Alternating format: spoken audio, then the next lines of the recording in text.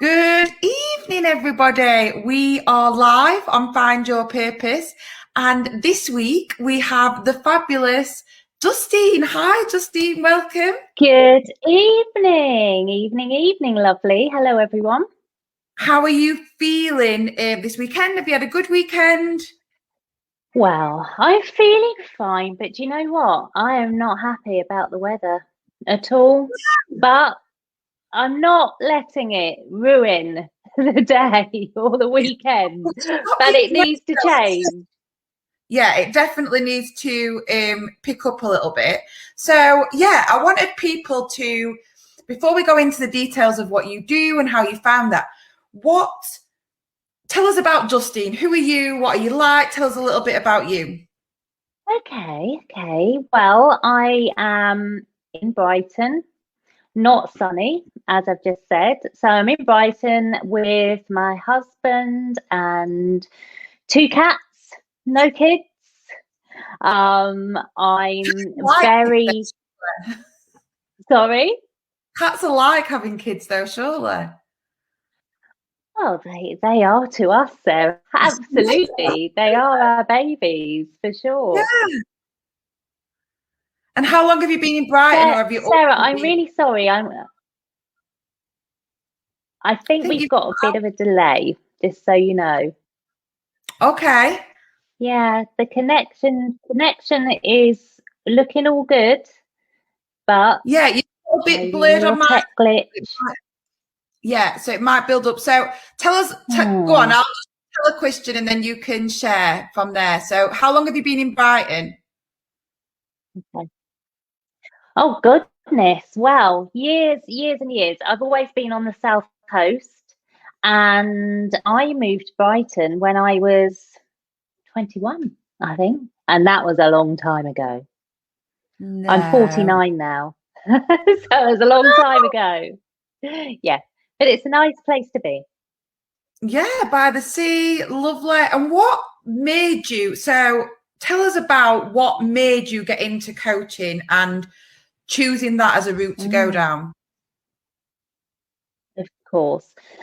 I have always had a deep interest in human emotion, behaviour, human potential. And as you know, Sarah, I worked for the Body Shop for nearly 20 years.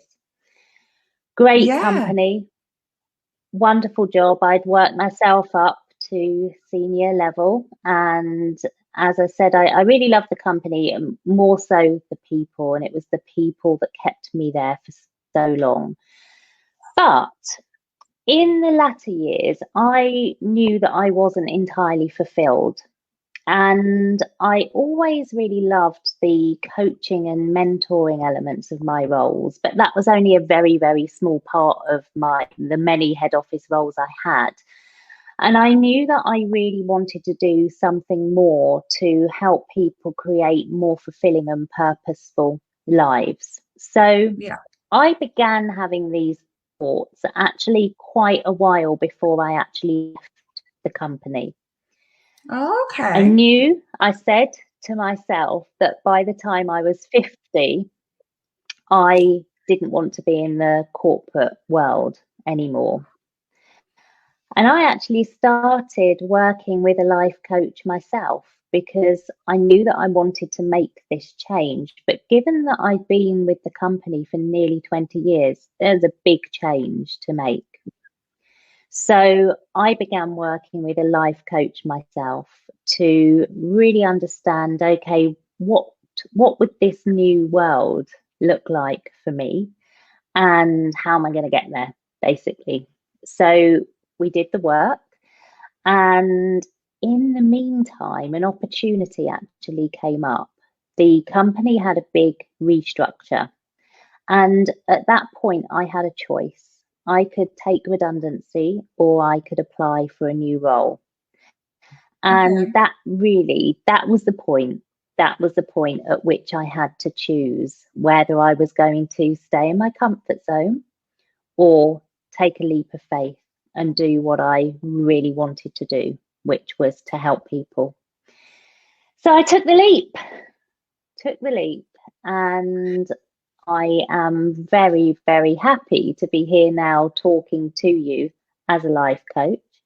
And as I said earlier, I'm 49. I said I wanted to be doing this by the time I'm 50, so I'm ahead of schedule.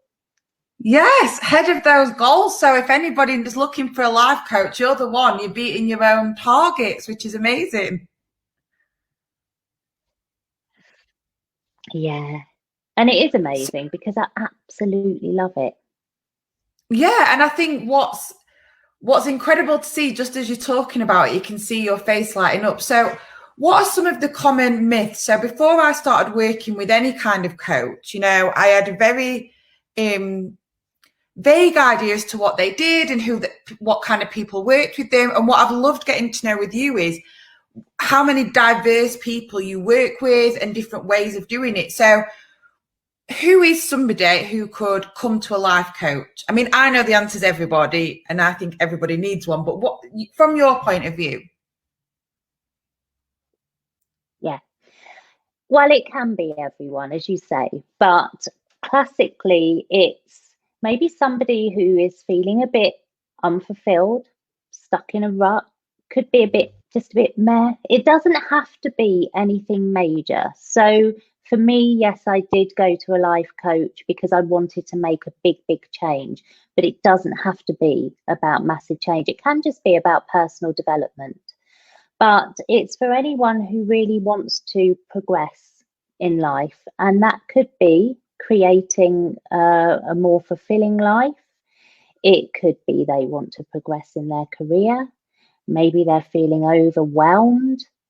Lacking purpose is a really big one, really big one. And really overcoming barriers that we sometimes are not even aware that we have. Limiting beliefs. So we might say it could be somebody has a throwaway comment saying, "Oh, I'd love to do that," or "I'd love to be able to do that." But well, you probably can, but your mindset is such that you have this inner narrative that tells you that you can't, and that is usually fear.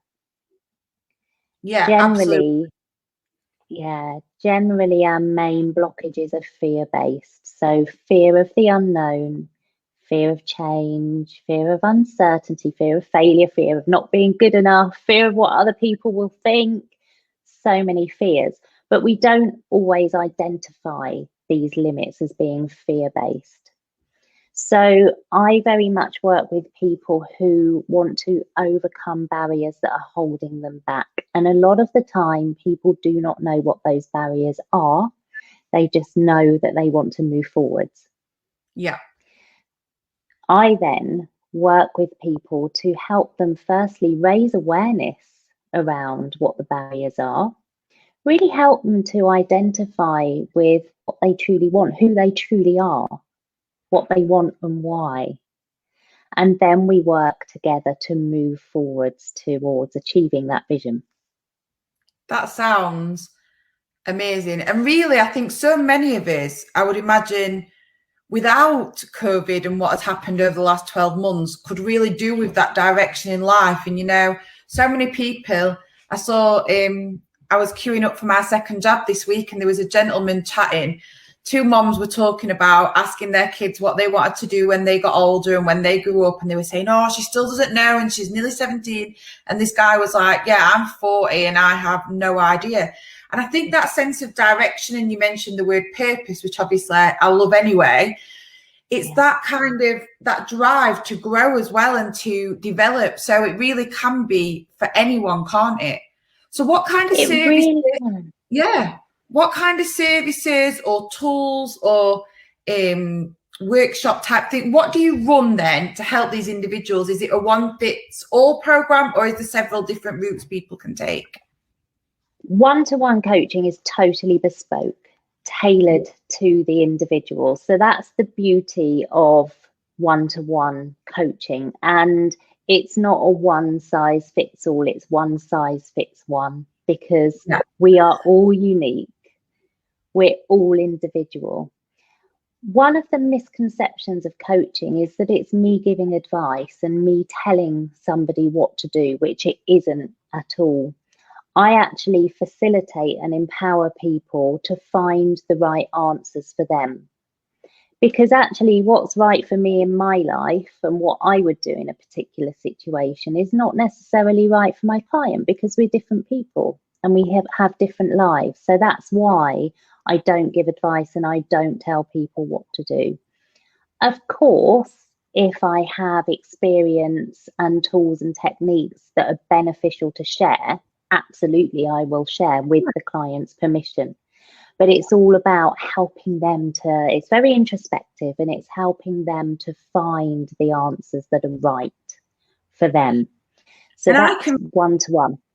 Yeah, and I can massively recommend that. For me, I know that when I started working with you, I did want you to come up with all the answers. Like, I was like, oh, so I just come to you, tell you all the stuff that's going on, and you for me and tell me what to do. And I think over that time, the things that I've learned most is trusting in my own ability and beliefs. And there's still a lot of work to be done, but I'm learning. And I think it's a lot of that is it's like you said, it's very introvert. It's very actually you asking the right questions is how I'd describe it to someone else, to get you thinking. It's not like you have the answers, you just have the right questions to make someone think. That's right. I don't have all the answers. I don't have all the answers for what's right in your life. But what I do is really listen. And I don't mean just hearing. I mean really listening beyond and beneath the words. Sometimes even listening for what you're not saying. You're good at that, actually. You say that, yeah. And I help you raise awareness within yourself. And you know, sometimes I get clients just to say something back to themselves, to say it out loud, and they're like, oh yeah, oh yeah. And it's amazing when clients have that light bulb moment. Yes, I've had a few of those. You have had a few of those, you really have. But what's been great about working with you, Sarah, is you're so committed and engaged to the process. And you do have to be committed and engaged to the experience, because ultimately it's down to you to make the changes. That bit I can't do for you. No, but I think it's about creating that safe environment that you create, and that's very non-judgmental. And like Alan and Donna are saying here, you're bringing out what's already inside somebody, and you're making them think around that sort of that thing. And for me, it was massively about, like I said, the questions and delving in. And I think sometimes we don't know the things that kind of stop us. I've got a question here, actually, which is for both of you. When was your true wow changing moment? Can you remember that moment, Justine, where you kind of was like, this is what I'm meant to do? Or was it a series of things and it just kind of happened? I'd said for many years that I should have studied psychology. I mean, these books that I have behind me, many of them are years and years and years old classics on that bookshelf. So I knew that I always had that deep interest and dedication to helping people. But what really flicked the switch for me is when I made the leap of faith, and I did a fully comprehensive 12-month coach training course, which is accredited by the International Coaching Federation. And I say that because I will get to the answer. I'm just going to give a bit of background. But coaching is not actually regulated in many countries. So anyone can call themselves a coach after a fairly quick training course. And I'm sure the information in those training courses is very beneficial, but I wanted to do it, fully immerse myself and do it the really professional way so that I could offer a professional service. And the changing moment for me really is when I see clients light up, and that transformation of them actually finding the answers for themselves. So they're almost the manager of the process, and I'm the guide to help them get to where they want to be. And when they get to where they want to be and have those transforming and light bulb moments, that's so incredibly rewarding. And because during my course I had to do a lot of practice, so to be accredited by the International Coaching Federation, you have to do a minimum number of practice hours, you have to have calls assessed, etc.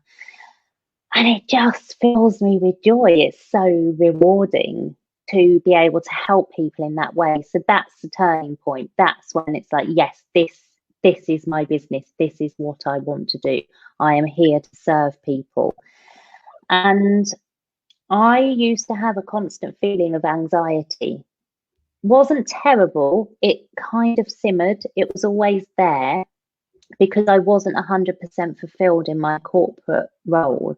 And I always felt that tiny bit of anxiety, which heightened on a Sunday night before I went back to work on a Monday. That feeling is no longer with me. I have a feeling of joy. I have a feeling of excitement of working with clients. I absolutely love it. So that's how I know for me that this is my purpose. It's absolutely what I should have probably been doing years ago. Yeah, and I think then I won't take up Justine's time because I really want to share about what Justine's done, but just asking from me as well.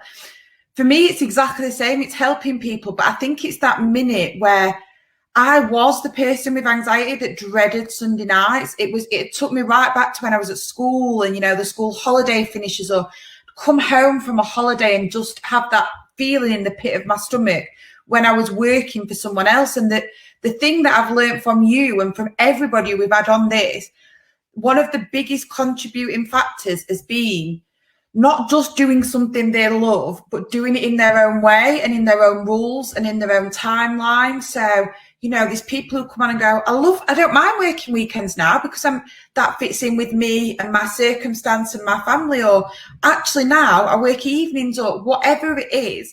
I think it's about loving what you do, but also within your own rules. And for me, that's the massive part of it, that I'm no longer the same. Even though there are things, that happen in any business, I never have that Sunday night feeling. I'm always just like, what's today? Bring it on. Love it. Absolutely. And I used to live for the weekends. There was a real clear cutting off point.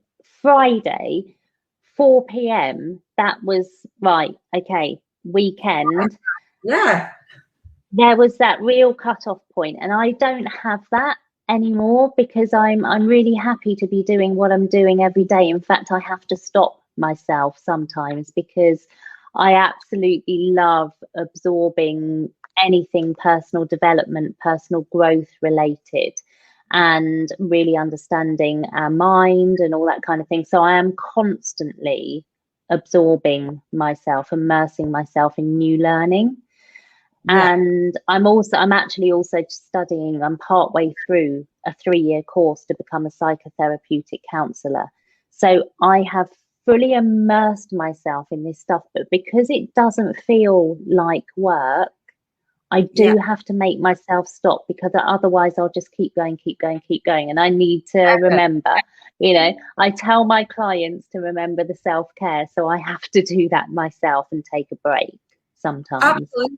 And one of the things you just mentioned there was personal growth and personal development. And I know one of the things where I clicked with you very quickly is, and it was Roz mostly that had introduced me to personal development and reading and listening to audiobooks. I'm a huge fan of reading and listening to books because I love just putting good stuff into my head, and I talk about it all the time. It's like anything else. Have you got any, and I'm sure there's loads of books you can recommend, but what are the ones that have really helped you as a person in developing in yourself? So I pulled these off the bookshelf for you because I love this book so much. Hold on, where am I going? I love this book, The Slight Edge by Jeff Olson, so much that I've actually got 2 of them. It's the same book. It's the same book. This is the older version. This is the newer version. So The Slight Edge by Jeff Olson. It's about really the secret to a successful life. And it isn't really any big secret, but it's all about the difference between successful people and not so successful people. I'm not going to say failures because I personally don't like the word failing or failure. But the difference and that slight edge between successful people and not so successful people is that successful people keep going. They do not give up. And Yeah. you haven't failed until you stop trying.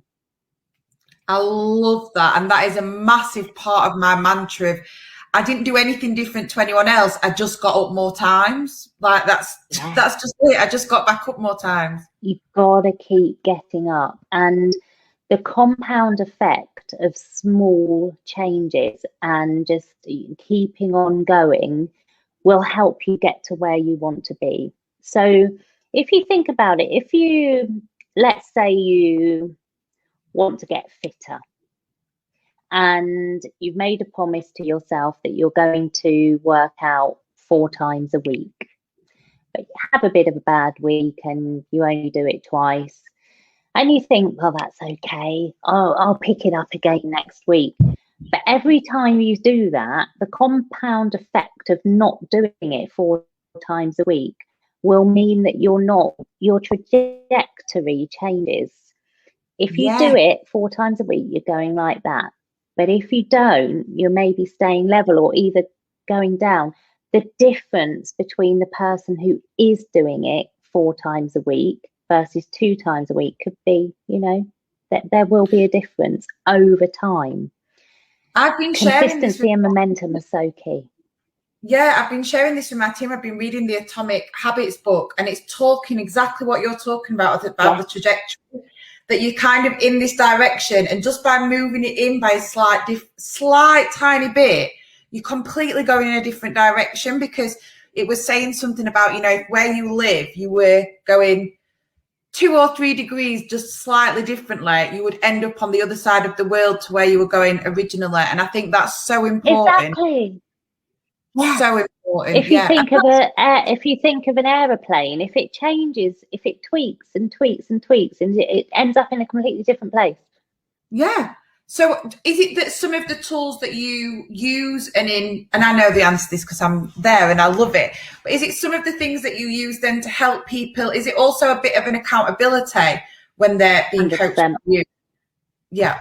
Yeah, 100%. So coaching in its very basic form, it can hold space for my clients to firstly find the time for themselves. So it holds them accountable to actually put the time in the diary and commit to it. And some clients may think, oh, do you know what? I don't want to do my coaching session today, but they show up, and at the end of it, they're like, I'm really glad I did this today, because it keeps you on track. It holds you accountable. And you have to be accountable and responsible for your own progression. As I said, I sadly can't do that bit for you. Yeah. Imagine what you could charge if you could there, Justine. Oh my goodness. Well, that would be incredible. Yeah. Yeah. So you do have to have a level of commitment, but it absolutely holds you accountable. And so the level of empowerment that you get from coaching can be really, really transformational. Absolutely. And I think some of the things that I found or experienced with it has just been the realization of when I've said things out loud, as you mentioned earlier, when I've just said something, and I can almost see you prick up as it said, oh, I'm going to ask about that. And I almost now have this awareness that goes, oh, I know what I just said. And I think that for me has been the biggest thing, that I'm just so much more aware of things that are happening. So has there been any time in your business since you started? Because did you start just before lockdown or in lockdown? So I started building my business before lockdown, and my original intention was that I was going to have a studio in the garden, but that never happened. And actually I just do it all virtually now, which I was doing before COVID.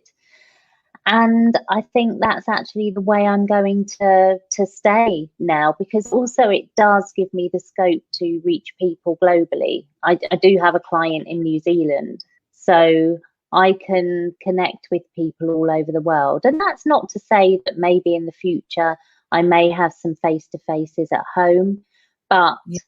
I think virtual actually works quite well because you're straight into it, you're on it, and also it's more time effective, really.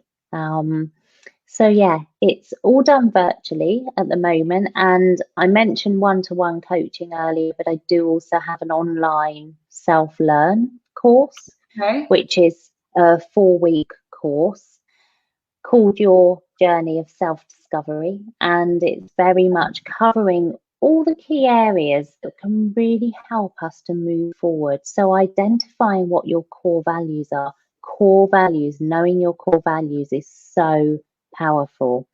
I Yeah. actually didn't really know much about core values before I started coaching. But if you know what your core values are, and if you can create a life that pretty much works in alignment with them, then it brings you so much joy and you have a framework for the direction that you want to go in. It helps So when you've got, any choice, yeah. yeah, any choice or decision you want to make, you need to make, you can think, is that in alignment with your core values? And if it isn't, you may question whether or not you go ahead with it. That said, life is not a bed of roses, and I am not selling dreams at all. I like to be very realistic because we all have ups and downs in life, and we all have things that we maybe don't want to do particularly. But it's about trying to create your life by design rather than default. And knowing your core values can really help with that. So we cover that in the course and one-to-one coaching.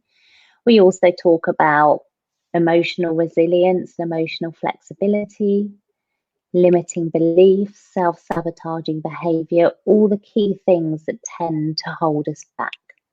So Yeah. that can be done in the online environment. And we also have group Zooms as well, which are like mini lessons. And you also mentioned the workshops, which I do as well for groups on specific. So I've recently done a workshop on boundaries, and I've done a specific workshop on limiting beliefs. So there's so much we can do to move ourselves forward. So it really is. So if somebody's sat there now watching, either they've never heard of coaching or there's a couple of things you've said that's really sparked an interest, what would you recommend them? What's the first steps now for them to do? Is it to go to your website? Is to find you on social media? What's the best way for them to find out more about it? Yeah, so the best way is to book a free 30-minute consultation call. As I said, there's no one size fits all. It's very much about us having a fluid conversation. And I have to be right for the client as well. It's a two-way thing. There are many, many coaches out there, but sometimes you resonate and connect more with a personality than another. So it absolutely has to be two-way. And if I don't feel that we're going to be a good fit, then I absolutely don't push someone to go ahead with one of the programs. So the free consultation call really is an opportunity for us to get to know each other a bit, for me to understand where a person is now and where they want to be. Sometimes they don't know, and that's fine. We will work through that together. And then we will determine the right course of action. So I do 12-week programs, I do shorter programs. Don't very often do one-off sessions because you often need a longer period of time. It's better to sort of be in it for the long haul to I, make lasting change. I can completely agree with that because I remember thinking, oh, I'll just have a session, maybe two, and I'll just suddenly feel loads better. And I think what I found is it's almost a bit like that compound effect you were talking about earlier. Sometimes it's great to know that. So I'm becoming more and more aware of the answers. I'm becoming more and more aware of myself. But unless I keep working on it time and time again, it's very easy for some of those practices to slip. One of the other things, just before I let you go, I wanted to ask though, is there is there an age limit on coaching? As in, is there a certain point where you think, but I mean more for like younger teenagers, do you ever think of working with, because there's probably a lot that are struggling right now. Yeah. Need that help. I have quite a young client at the moment, a fairly new client, and they are amazing because they're just fully absorbing and immersing. And if you can crack this when you're younger, then the world is really your oyster. I love that. One of the limiting beliefs as we get older is, oh, well, I'm too old. I've been this way for years, so I'm too old to change. Nah. If you have the commitment, you can make the changes. Absolutely. And also you have to ask yourself, well, if you do desire something more, then how are you going to feel if you don't make changes? Because at the end of the day, if you change nothing, nothing changes. One of my favorite sayings, because I think so many people I talked to some people, I did a training today and I was talking about how people are waiting for, well, I'm waiting for when I get a better job, or I'm waiting till I meet the perfect partner, or I'm waiting till I lose weight, or I'm waiting till, and I'm waiting till. And those things never happen. So it's about taking action now and starting to get closer towards where you want to be. Yeah. If you wait, there will never be a right time, because there'll always be a reason not to. So it's really about taking that first step. And I think generally there's not a huge amount of understanding out there about what coaching is exactly. But it is a thought-provoking process. It's an experience. It helps you raise awareness about yourself. As I said, it does take a lot of introspection. It's almost like, my mentor says, it's like shedding your old skin. It's not necessarily always comfortable. You do have to step out of your comfort zone. There's been a few but tears. Then, there's often a few tears, but tears are not a bad thing, because it means energy is shifting, and it means that you are raising that new awareness and you're finding out something new about yourself, or you're acknowledging something that you've been burying and you need to deal with it. Absolutely. Yeah. So tears are never bad. Tears are never bad. And then we move forwards. So we do the unpacking, we do the unraveling, and then we move forwards to what's next. Absolutely. So a huge thank you for joining us tonight. We will share your links in the chat below so that people can find you on social media and on your website. And if they are interested, get them booked in. Thank you so much for joining us tonight. You're welcome. My pleasure. We will see you later. See you soon. Thanks, Justine. Take Bye. care. Bye. Bye.